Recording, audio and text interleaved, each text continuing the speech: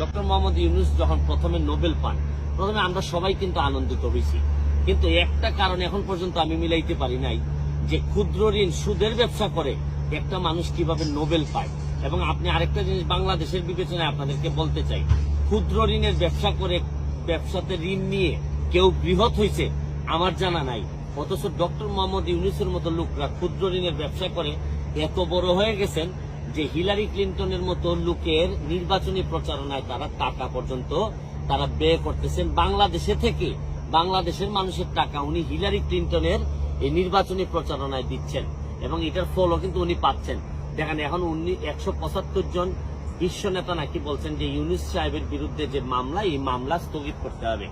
আমার জীবনে আমি কোনোদিন দেখি নাই যে অন্য দেশের একটা আইনি ব্যবস্থায় কোনো মামলা হইলে এটা স্থগিতের কোনো আবেদন জানানো যায়। সর্বোচ্চ আমরা কি করি, আমরা বলি যে অবশ্যই যেন তাকে